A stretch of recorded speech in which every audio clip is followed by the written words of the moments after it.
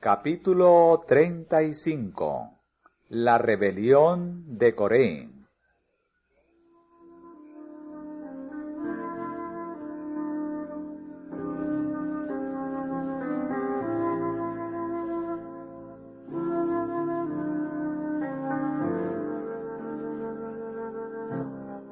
Los castigos infligidos a los israelitas lograron por un tiempo refrenar su murmuración y su insubordinación, pero aún tenían el espíritu de rebelión en el corazón, y produjo al fin los más amargos frutos. Las rebeliones anteriores no habían pasado de ser meros tumultos populares, nacidos de los impulsos repentinos del populacho excitado. Pero ahora, como resultado de un propósito obstinado de derrocar la autoridad de los jefes nombrados por Dios mismo, se tramó una conspiración de hondas raíces y grandes alcances.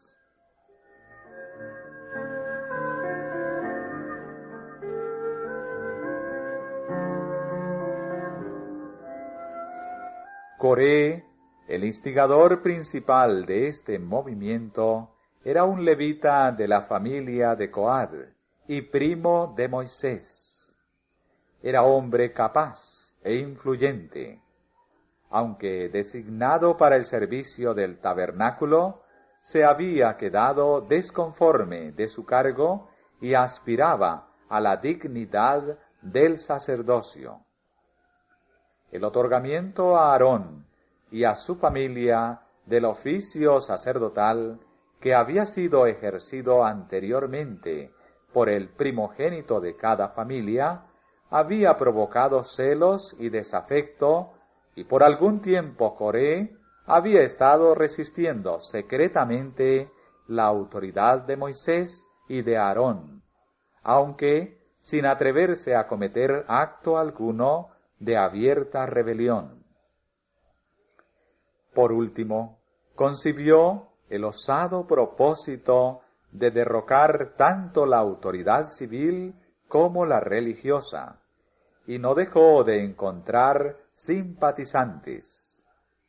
Cerca de las tiendas de Coré y de los coatitas, al sur del tabernáculo, acampaba la tribu de Robén, y las tiendas de Datán y Abirán, dos príncipes de esa tribu, estaban cerca de la de Coré.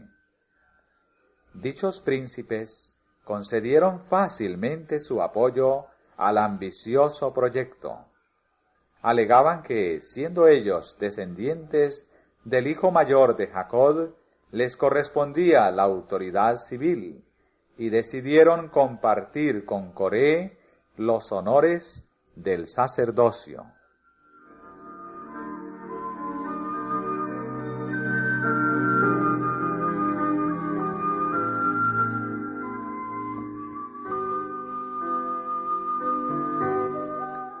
El estado de ánimo que prevalecía en el pueblo favoreció en gran manera los fines de Coré.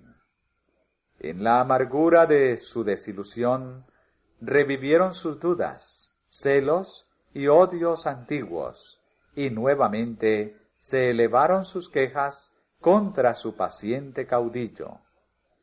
Continuamente se olvidaban los israelitas de que estaban sujetos a la dirección divina. No recordaban que el ángel del pacto era su jefe invisible, ni que, velada por la columna de nube, la presencia de Cristo iba delante de ellos, como tampoco que de él recibía Moisés todas sus instrucciones.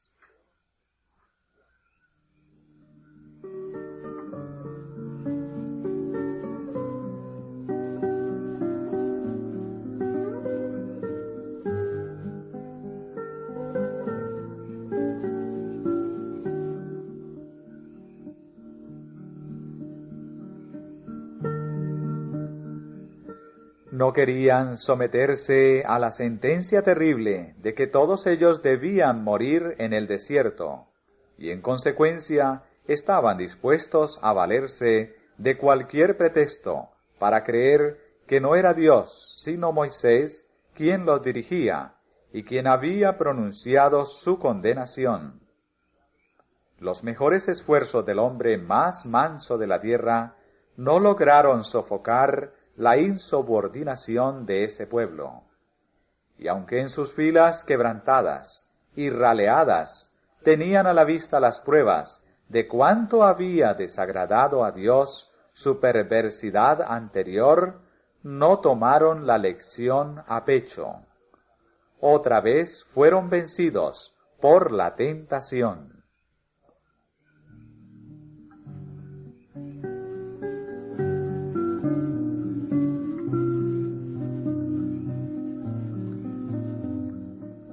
La vida humilde de Moisés como pastor había sido mucho más apacible y feliz que su puesto actual de jefe de aquella vasta asamblea de espíritus turbulentos.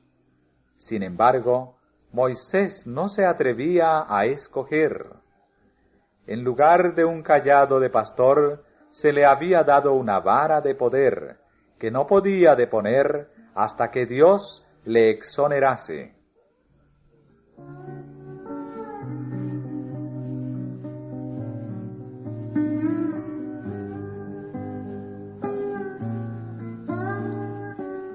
El que lee los secretos de todos los corazones había observado los propósitos de Coré y de sus compañeros, y había dado a su pueblo suficientes advertencias e instrucciones para permitirle eludir la seducción de estos conspiradores.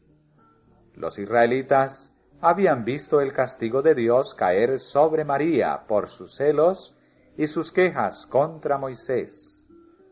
El Señor había declarado que Moisés era más que profeta. Boca a boca hablaré con él, había dicho, y había agregado: ¿por qué, pues, no tuvisteis temor de hablar contra mi siervo Moisés? Estas eran instrucciones que no iban dirigidas solamente a Aarón y a María, sino también a todo Israel.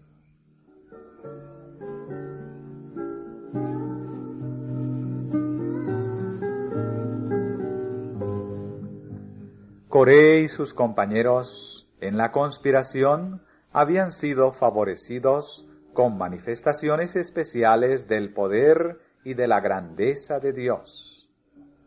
Pertenecían al grupo que acompañó a Moisés en el ascenso al monte y presenció la gloria divina.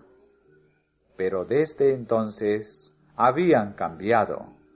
Habían albergado una tentación, ligera al principio, pero ella se había fortalecido al ser alentada, hasta que sus mentes quedaron dominadas por Satanás, y se aventuraron a emprender su obra de desafecto. Con la excusa de interesarse mucho en la prosperidad del pueblo, comenzaron a susurrar su descontento el uno al otro, y luego a los jefes de Israel. Sus insinuaciones encontraron tan buena acogida que se aventuraron a ir más lejos, y por último creyeron verdaderamente que los movía el celo por Dios.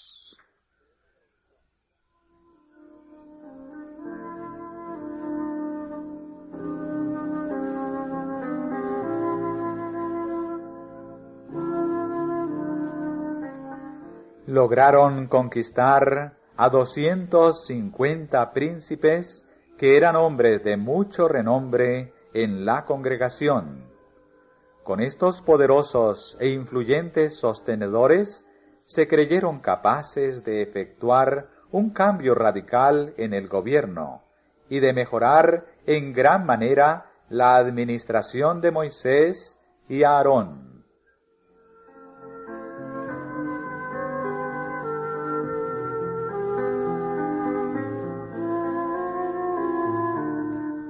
Los celos habían provocado la envidia, y la envidia la rebelión. Tanto habían discutido el derecho de Moisés a su gran autoridad y honor, que llegaron a considerarlo como ocupante de un cargo envidiable que cualquiera de ellos podría desempeñar tan bien como él. Se convencieron erróneamente a sí mismos y mutuamente de que Moisés y Aarón habían asumido de por sí los puestos que ocupaban. Los descontentos decían que aquellos caudillos se habían exaltado a sí mismos por sobre la congregación del Señor, al investirse del sacerdocio y el gobierno, sin que la casa de ellos mereciese distinguirse por sobre las otras casas de Israel. No eran más santos que el pueblo, y debiera bastarles el estar equiparados a sus hermanos, quienes eran igualmente favorecidos con la presencia y protección especiales de Dios.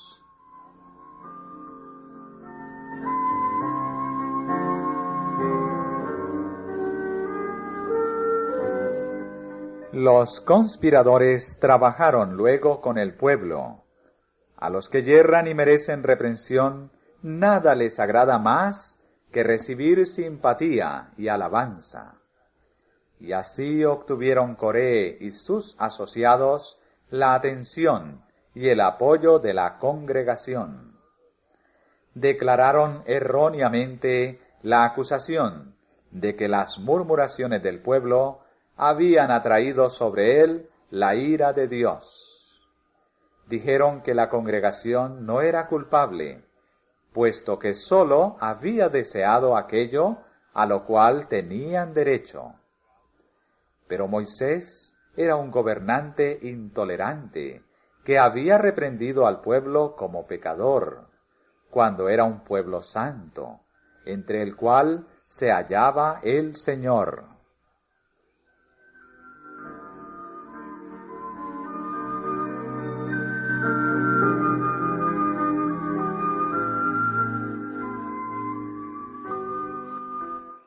Coré reseñó la historia de su peregrinación por el desierto, donde se los había puesto en estrecheces, y muchos habían perecido a causa de su murmuración y de su desobediencia. Sus oyentes creyeron ver claramente que se habrían evitado sus dificultades si Moisés hubiera seguido una conducta distinta. Decidieron que todos sus desastres eran imputables a él, y que su exclusión de Canaán se debía, por lo tanto, a la mala administración y dirección de Moisés y Aarón. Que si Coré fuese su adalid y les animara, espaciándose en sus buenas acciones, en vez de reprender sus pecados, realizarían un viaje apacible y próspero. En vez de errar de acá para allá en el desierto, procederían inmediatamente a la tierra prometida.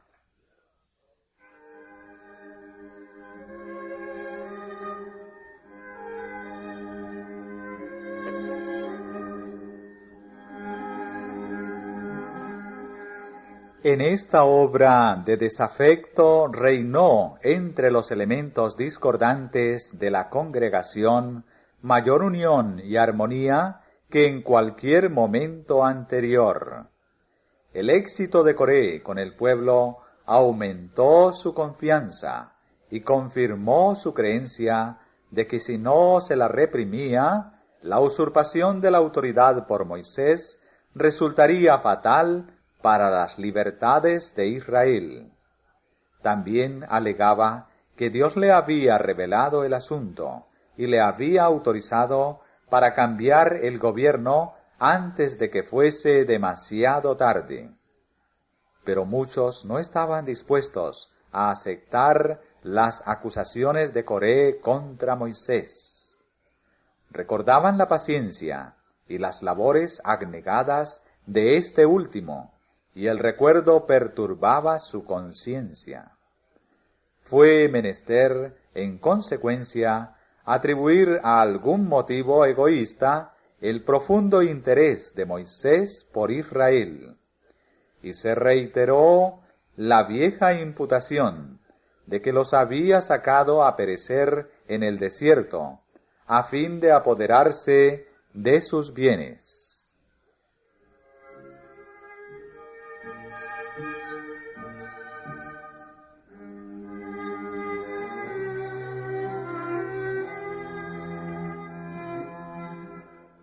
Por algún tiempo, esta obra se llevó adelante secretamente. No obstante, tan pronto como el movimiento hubo adquirido suficiente fuerza como para permitir una franca ruptura, Coré se presentó a la cabeza de la facción y públicamente acusó a Moisés y a Aarón de usurpar una autoridad que Coré y sus asociados tenían derecho a compartir. Alegó además que el pueblo había sido privado de su libertad y de su independencia. Mucho os arrogáis, dijeron los conspiradores, ya que toda la congregación, cada individuo de ella, es santo, y Jehová está en medio de ellos. ¿Por qué, pues, os ensalzáis sobre la asamblea de Jehová?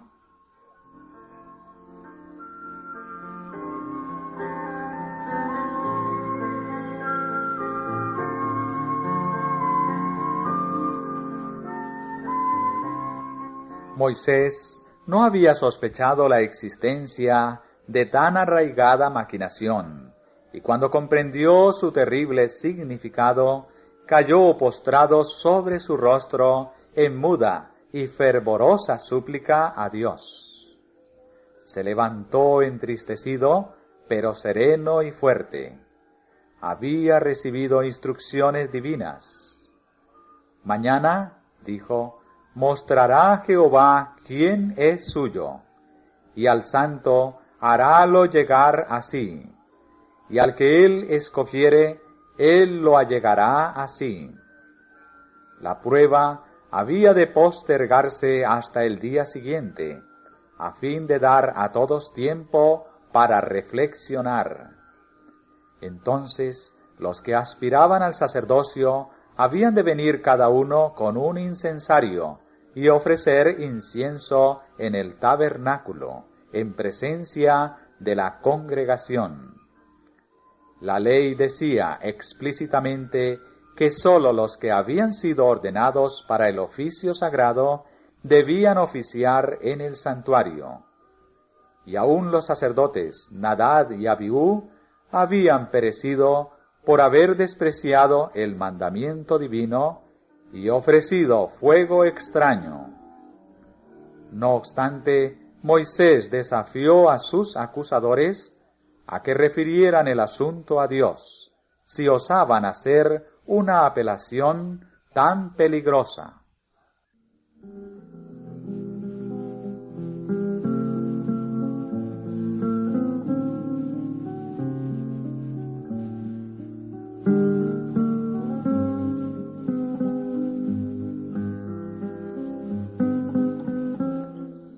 Hablando directamente a Coré y a sus coasociados levitas, Moisés dijo: «¿Os es poco que el Dios de Israel os haya apartado de la congregación de Israel, haciéndoos allegar así, para que ministraseis en el servicio del tabernáculo de Jehová, y estuvieseis delante de la congregación para ministrarles?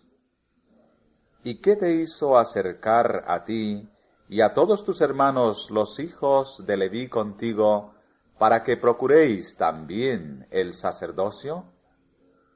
Por tanto, tú y todo tu séquito sois los que os juntáis contra Jehová, pues Aarón, ¿qué es para que contra él murmuréis?»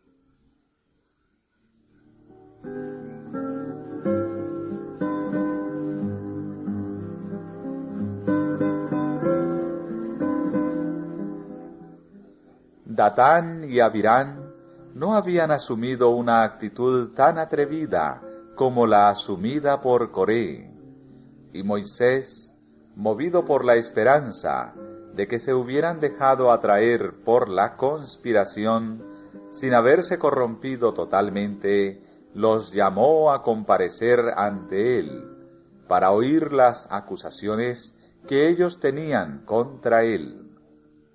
Pero no quisieron acudir, e insolentemente se negaron a reconocer su autoridad.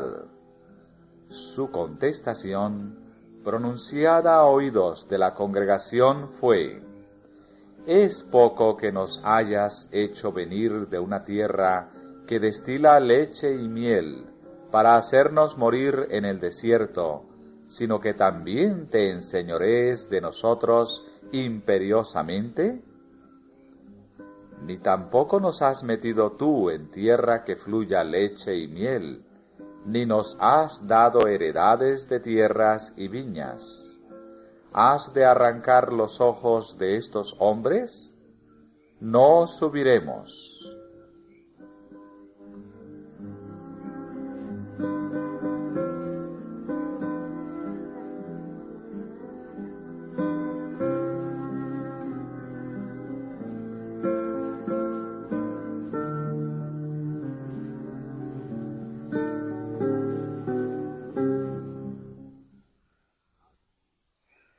Así aplicaron al escenario de su esclavitud las mismas palabras con que el Señor había descrito la herencia prometida.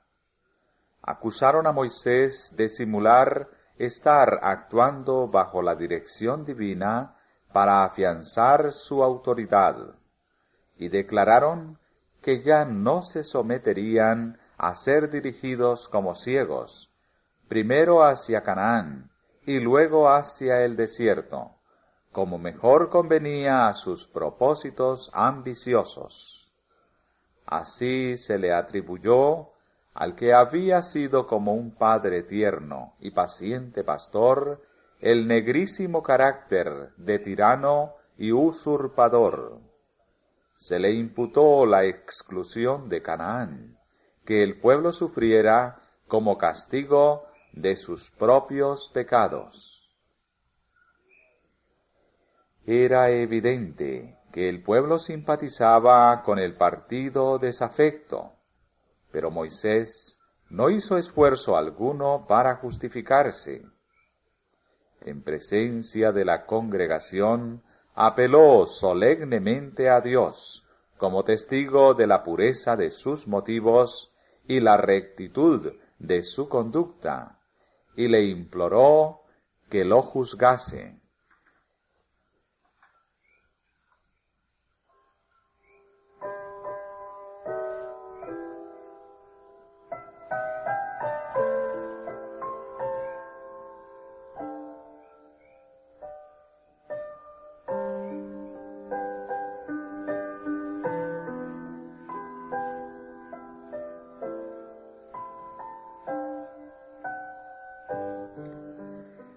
Al día siguiente, los 250 príncipes, encabezados por Coré, se presentaron con sus incensarios. Se los hizo entrar en el atrio del tabernáculo, mientras el pueblo se reunía afuera para esperar el resultado. No fue Moisés quien reunió la congregación para presenciar la derrota de Coré y su compañía, sino que los rebeldes, en su presunción ciega, la convocaron para que todos fuesen testigos de su victoria. Gran parte de la congregación se puso abiertamente de parte de Coré, cuyas esperanzas de realizar su propósito contra Aarón eran grandes.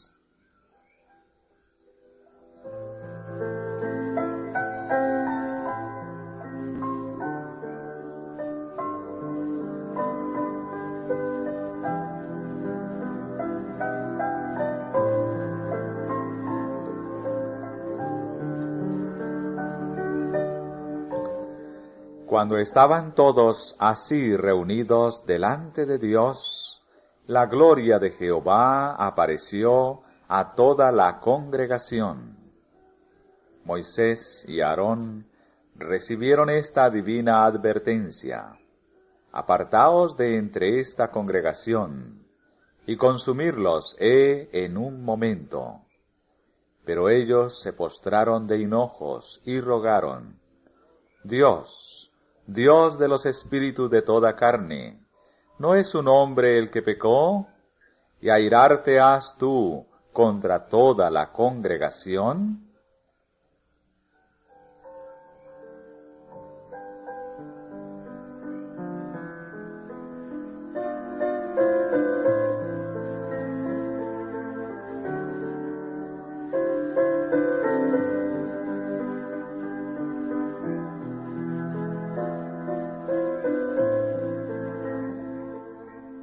Coré se había retirado de la asamblea para unirse a Datán y a Abirán, cuando Moisés, acompañado por los 70 ancianos, bajó para dar la última advertencia a los hombres que se habían negado a comparecer ante él.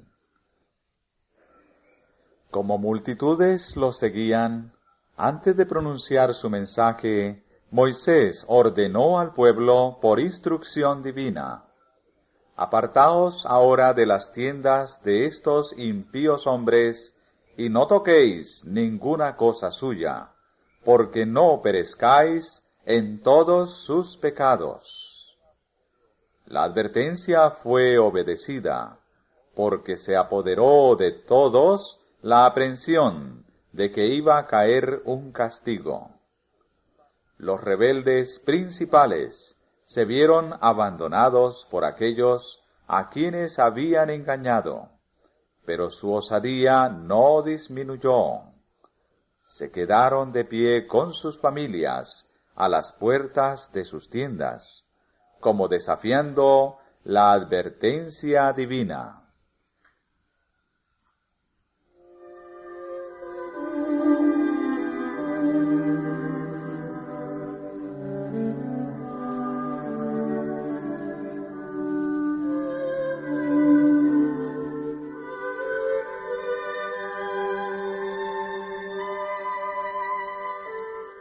Entonces Moisés declaró, en el nombre del Dios de Israel, a oídos de la congregación: en esto conoceréis que Jehová me ha enviado para que hiciese todas estas cosas, que no de mi corazón las hice. Si como mueren todos los hombres murieren estos, o si fueren ellos visitados a la manera de todos los hombres, Jehová no me envió. Mas si Jehová hiciese una nueva cosa, y la tierra abriere su boca, y los tragare con todas sus cosas, y descendieren vivos al abismo, entonces conoceréis que estos hombres irritaron a Jehová.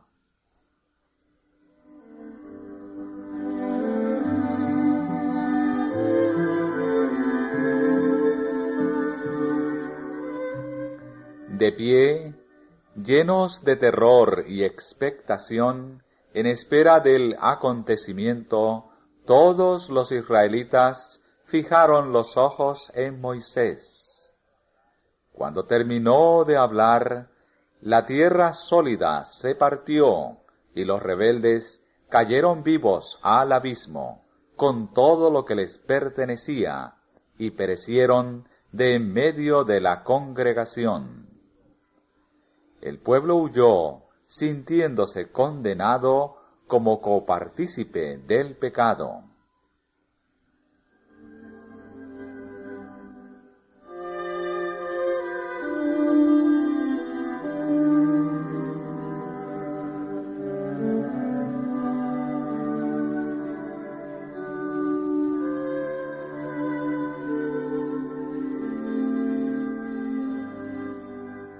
Pero el castigo no terminó en eso. Un fuego que fulguró de la nube alcanzó a los 250 príncipes que habían ofrecido incienso, y los consumió. Estos hombres, que no habían sido los primeros en rebelarse, no fueron destruidos con los conspiradores principales. Se les dio oportunidad de ver el fin de ellos y de arrepentirse, pero sus simpatías estaban con los rebeldes y compartieron su suerte.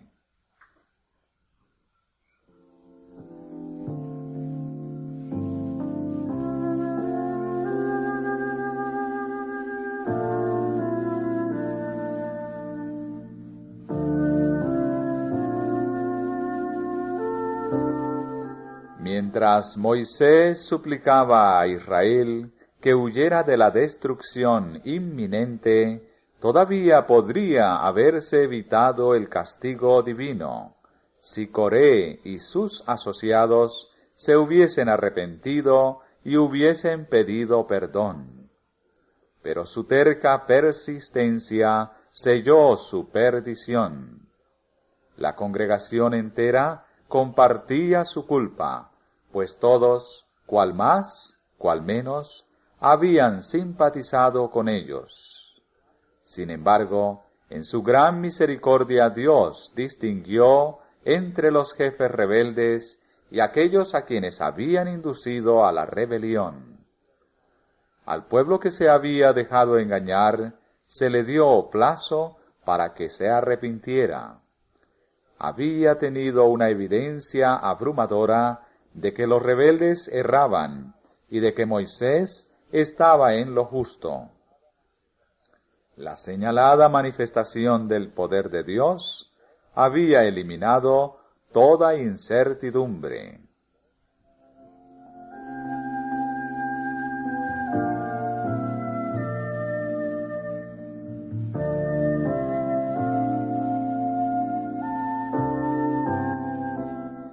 Jesús, el ángel que iba delante de los hebreos, trató de salvarlos de la destrucción. Se prolongó el plazo para obtener perdón. El juicio de Dios había venido muy cerca y los exhortó a arrepentirse. Una intervención especial e irresistible del cielo había detenido la rebelión de ellos. Si querían responder a la intervención de la providencia de Dios, podían salvarse. Pero aunque huyeron de los juicios por temor a la destrucción, su rebelión no fue curada. Regresaron a sus tiendas aquella noche, horrorizados, pero no arrepentidos.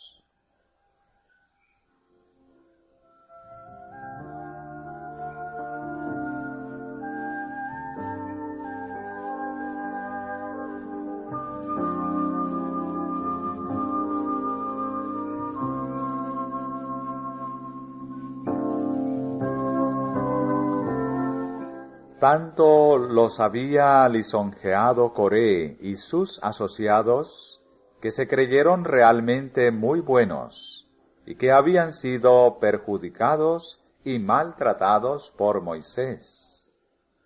Si llegaban a admitir que Coré y sus compañeros estaban equivocados, y que Moisés estaba en lo justo, entonces se verían obligados a recibir como palabra de Dios la sentencia de que debían morir en el desierto. No querían someterse a esto, y procuraron creer que Moisés los había engañado. Habían acariciado la esperanza de que se estaba por establecer un nuevo orden de cosas, en el cual la alabanza reemplazaría a la reprensión, y el ocio y el bienestar a la ansiedad y la lucha. Los hombres que acababan de perecer habían pronunciado palabras de adulación y habían profesado gran interés y amor por ellos, de modo que el pueblo concluyó que Coré y sus compañeros debieron ser buenos hombres, cuya destrucción Moisés había ocasionado por alguno u otro medio.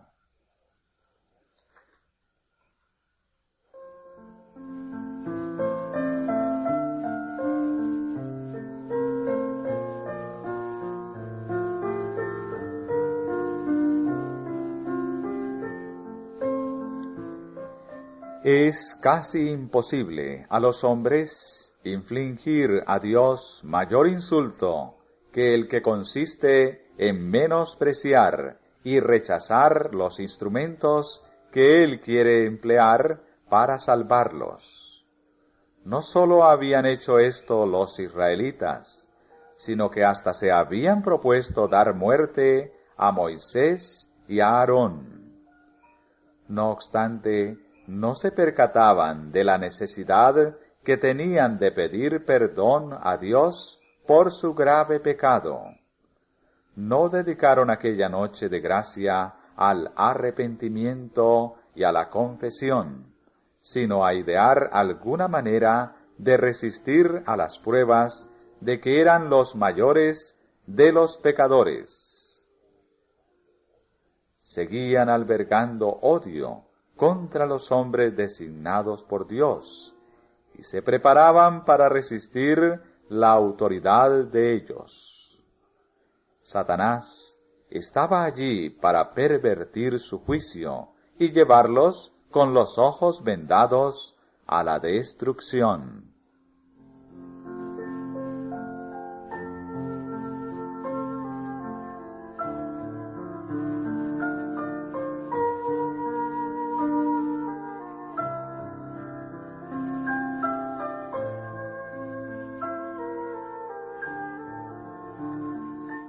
Todo Israel había huido alarmado cuando oyó el clamor de los pecadores condenados que descendían al abismo, y dijo: «¿No nos trague también la tierra?».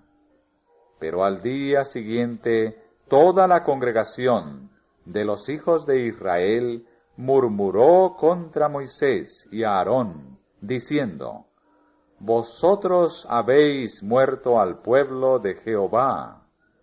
Y estaba a punto de hacer violencia a sus fieles y abnegados jefes.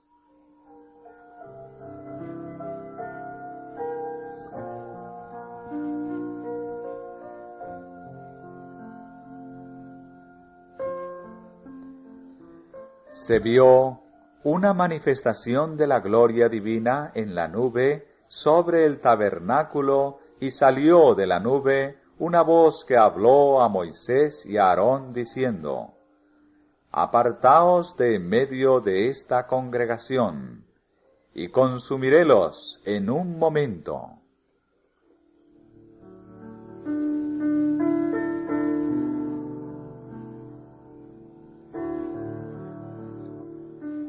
No había culpabilidad de pecado en Moisés.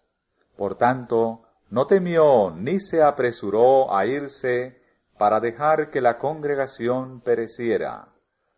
Moisés se demoró y con ello manifestó en esta temible crisis el verdadero interés del pastor por el rebaño confiado a su cuidado.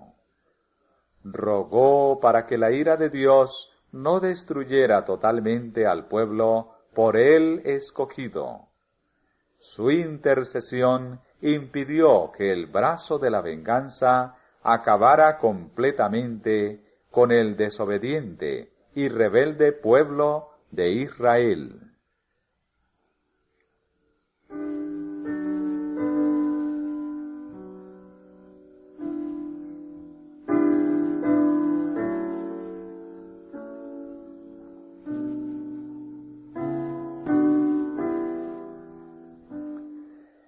Pero el ángel de la ira había salido. La plaga estaba haciendo su obra de exterminio. Atendiendo a la orden de su hermano, Aarón tomó un incensario y con él se dirigió apresuradamente al medio de la congregación e hizo expiación por el pueblo. Y púsose entre los muertos y los vivos.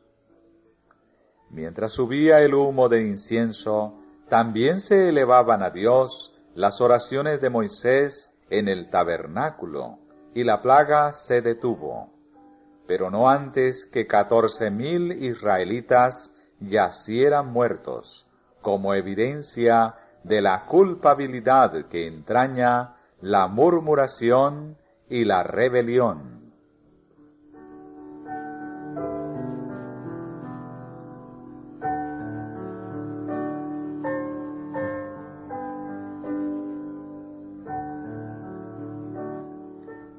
Pero se dio otra prueba de que el sacerdocio se había instituido en la familia de Aarón. Por orden divina, cada tribu preparó una vara y escribió su nombre en ella.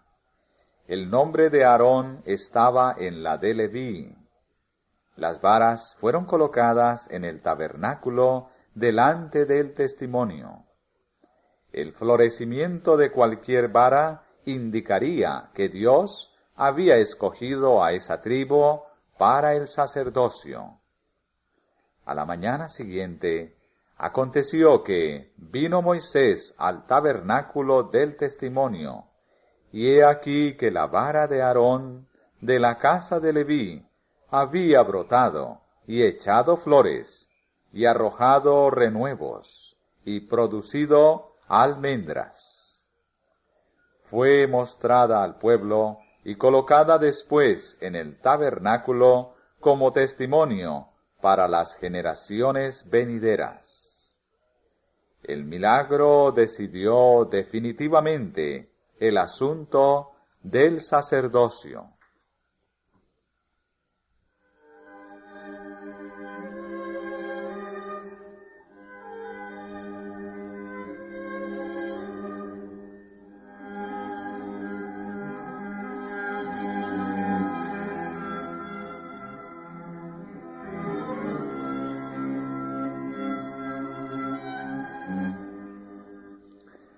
Quedó plenamente probado que Moisés y Aarón habían hablado por autoridad divina, y el pueblo se vio obligado a creer la desagradable verdad de que había de morir en el desierto.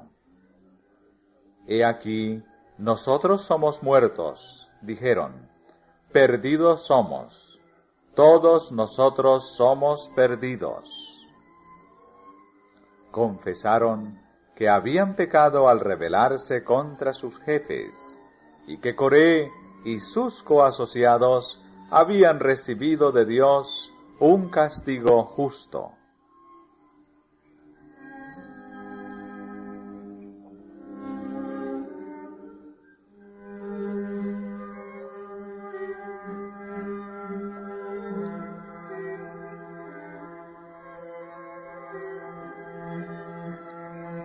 En la rebelión de Coré se ve en pequeña escala el desarrollo del espíritu que llevó a Satanás a rebelarse en el cielo.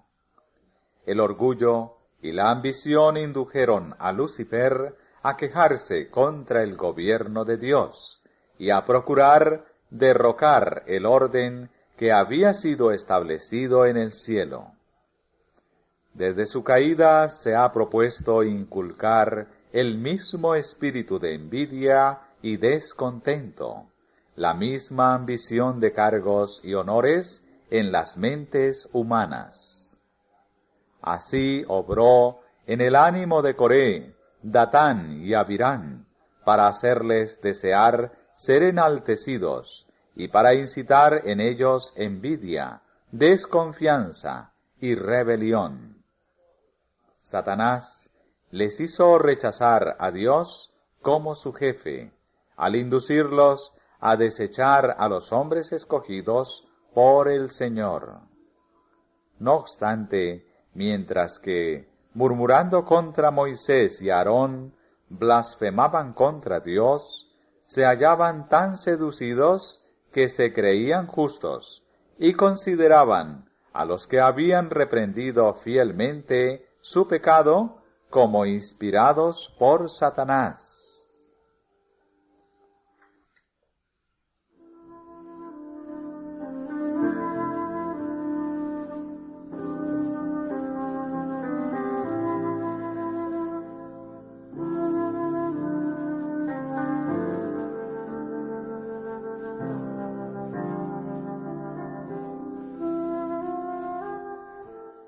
¿No subsisten aún los mismos males básicos que ocasionaron la ruina de Coré?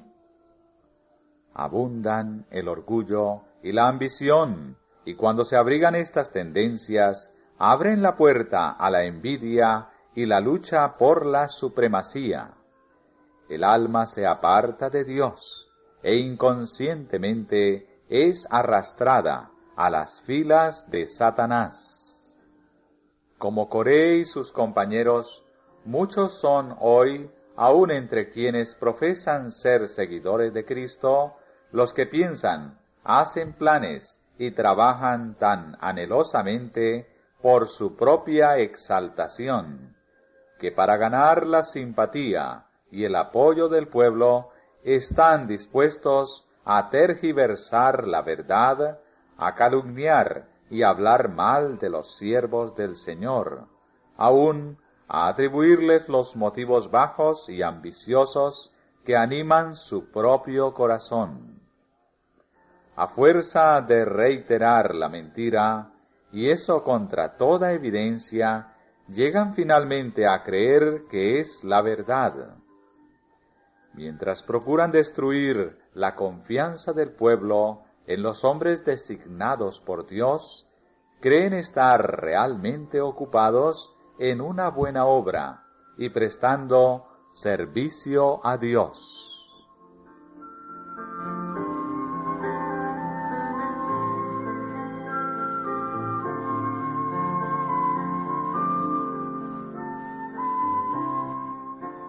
Los hebreos no querían someterse a la dirección y a las restricciones del Señor. Estas los dejaban inquietos y no querían recibir reprensiones.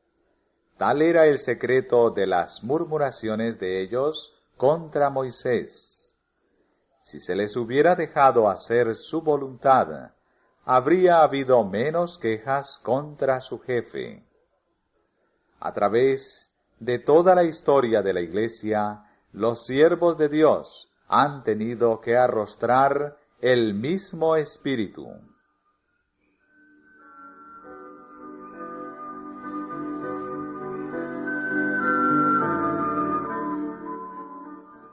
Al ceder al pecado, los hombres dan a Satanás acceso a sus mentes y avanzan de una etapa de la maldad a otra.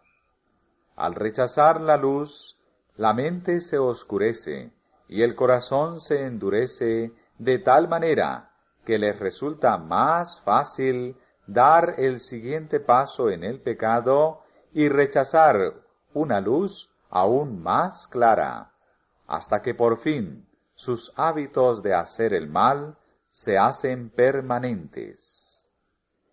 El pecado pierde para ellos su carácter inicuo. El que predica fielmente la palabra de Dios y así condena a los pecados de ellos, es con demasiada frecuencia el objeto directo de su odio. No queriendo soportar el dolor y el sacrificio necesarios para reformarse, se vuelven contra los siervos del Señor y denuncian sus reprensiones como intempestivas y severas. Como Coré, declaran que el pueblo no tiene culpa. Quien lo reprende es causa de toda la dificultad. Y aplacando su conciencia con este engaño, los celosos y desconformes se combinan para sembrar la discordia en la Iglesia y debilitar las manos de los que quieren engrandecerla.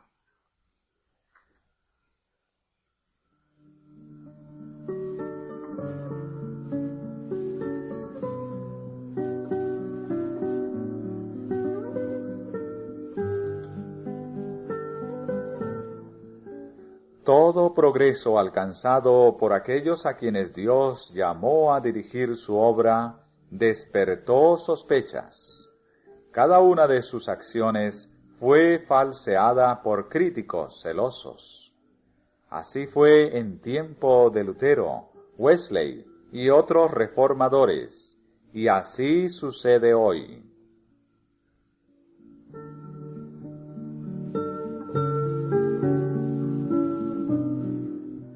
Coré no hubiera tomado el camino que siguió si hubiera sabido que todas las instrucciones y reprensiones comunicadas a Israel venían de Dios.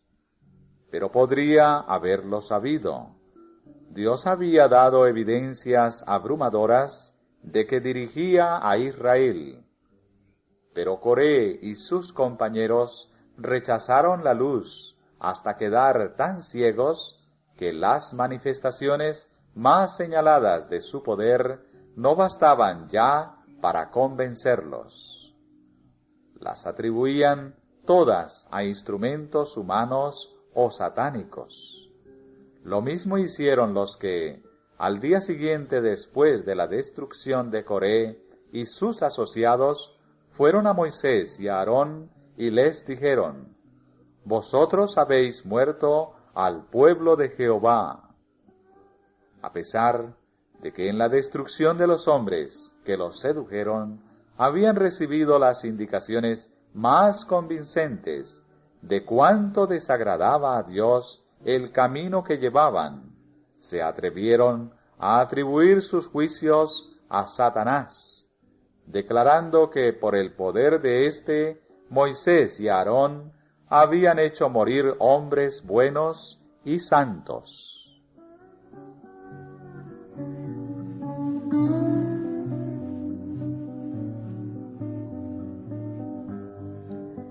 Este acto selló su perdición. Habían cometido el pecado contra el Espíritu Santo, pecado que endurece definitivamente el corazón del hombre contra la influencia de la gracia divina. Cualquiera que hablare contra el Hijo del Hombre, le será perdonado, mas cualquiera que hablare contra el Espíritu Santo, no le será perdonado, dijo nuestro Salvador, cuando las obras de gracia que había realizado en virtud del poder de Dios fueron atribuidas por los judíos a Belcebú. Por medio del Espíritu Santo es como Dios se comunica con el hombre, y los que rechazan deliberadamente este instrumento, considerándolo satánico, han cortado el medio de comunicación entre el alma y el cielo.